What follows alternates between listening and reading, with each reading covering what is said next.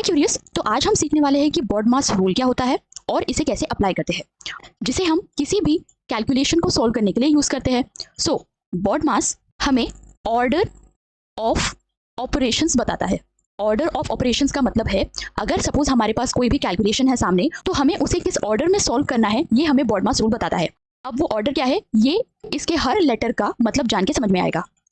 सो यहाँ पे बी का मतलब होता है ब्रैकेट, ओ का मतलब होता है ऑर्डर, डी का मतलब होता है डिवीजन, एम का मतलब होता है मल्टीप्लिकेशन,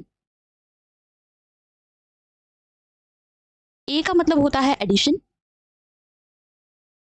एस का मतलब होता है सब्सट्रैक्शन। अब इसी चीज को एक्सप्लेन करने के लिए मैंने यहाँ पे एक एग्जांपल ले लिया है। तो एग्जांपल में क्या है ना, 36 divided by 3 into 9 plus 3 square minus in bracket 3 into 9 is equal to क्या होता है ये हमें फाइंड करना है।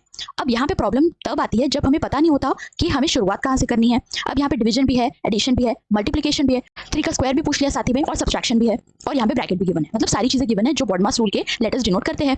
तो यहाँ पे सबसे पहले हमें क्या करना होता है ना, हमें ब्रैकेट को ओपन करना होता है। मतलब जो चीज ब्रैकेट में हमें दिख रही है उसको सबसे पहले सॉल्व करेंगे। फिर ओ फॉर ऑर्डर, ऑर्डर का मतलब होता है या तो स्क्वायर किसी भी नंबर का या फिर स्क्वायर रूट। ठीक है, सपोज मुझे 2 का स्क्वायर पूछा है तो उसका 4 आ जाएगा, या फिर मुझे 4 का स्क्वायर रूट पूछा है उसका आंसर 2 आ जाएगा। तो ब्रैकेट की चीज सॉल्व करने के बाद हमें ओ पर ध्यान देना है जो है ऑर्डर। ऑर्डर का मतलब होता है स्क्वायर या फिर स्क्वायर रूट को सॉल्व करना। यहाँ पे मुझे 3 गिवन है तो मैं ब्रैकेट की चीज को सॉल्व करने के बाद 3 का स्क्वायर सॉल्व करूंगी। उसके बाद डिवीजन, जहां भी मुझे डिवीजन का साइन दिख रहा है ना वो चीज मैं पहले सॉल्व करूंगी। जैसे कि 36 डिवाइड बाय 6 यहाँ मुझे ये दिख रहा है तो पहले मैं ये सॉल्व करूंगी। उसके बाद आता है मल्टीप्लिकेशन, फिर मैं करूंगी एडिशन और फिर करूंगी सब्सट्रैक्शन। ये अभी नहीं समझ में आएगा, जब मैं इस एग्जाम्पल को सॉल्व करके बताऊंगी तब समझ में आएगा। ठीक है, तो इस एग्जाम्पल को सॉल्व करके समझते हैं कि बॉडमास रूल को कैसे यूज करते हैं। अब यहाँ पे मैंने इस प्रॉब्लम को यहाँ पे लिख लिया है। अब बॉडमास रूल के अकॉर्डिंग हम इसको सॉल्व करेंगे। सबसे पहले आता है बी यानी कि ब्रैकेट। जहां जहां मुझे ब्रैकेट दिख रहा है वो चीज मैं पहले सॉल्व करूंगी। ठीक है, यहाँ पे मुझे 3 इंटू 9 ब्रैकेट में दिख रहा है तो इस चीज को सॉल्व करते हुए मैं इस प्रॉब्लम को फिर से लिखूंगी।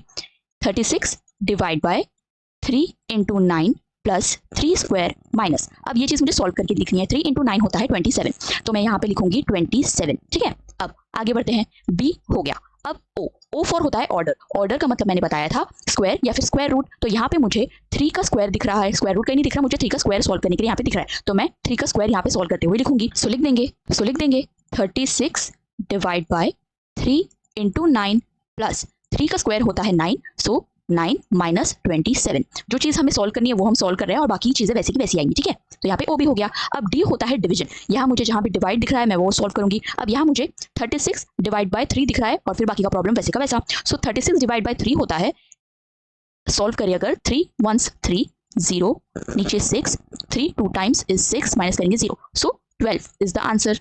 सो 36 डिवाइड बाय 3 होता है 12 इंटू 9 प्लस 9 माइनस 27। सबसे पहले मैंने ब्रैकेट को सॉल्व किया था, फिर 3 के स्क्वायर को सॉल्व किया था और फिर डिवीजन में 36 डिवाइड बाय 3। ठीक है, डी भी हो गया। अब एम फॉर मल्टीप्लिकेशन, जहां जहां मुझे मल्टीप्लाई का साइन दिख रहा है मैं वो सॉल्व करूंगी। सो 12 इंटू 9 यहाँ दिख रहा है, सो 12 इंटू 9 होता है 108 प्लस बाकी की चीजें वैसी की वैसी 9 माइनस 27। अब एम भी हो गया। अब ए की बारी। ए होता है एडिशन। यहाँ मुझे 108 प्लस 9 दिख रहा है 117 माइनस 27। अब लास्ट थिंग एडिशन भी हो गया। अब बचा एस फॉर होता है सब्सट्रैक्शन। So 117 minus 27 is 90। तो ये आ गया हमारा आंसर। यहाँ पे क्या है ना, अगर हम बॉडमास रूल यूज ना करते तो हमें पता ही नहीं चलता ना। अगर हमें सपोज किसी बच्चे को बॉडमास रूल नहीं पता है तो वो तो कुछ भी करने लगेगा ना। कभी ये वो 3 इंटू 9 सॉल्व कर सकता है या फिर 3 का स्क्वायर पहले सॉल्व कर देगा। ऐसे कुछ भी पहले सॉल्व करने से ना क्या होता है, आंसर सही नहीं आता। तो बॉडमास रूल अगर यूज करेंगे, प्रॉपर ऑर्डर ऑफ ऑपरेशंस को फॉलो करेंगे तो आंसर सही आता है। ठीक है, सो ये थी एक शॉर्ट वीडियो कि बॉडमास रूल यूज करके हम किसी भी कैलकुलेशन को कैसे सॉल्व करते हैं, जो कि था इजी पीजी।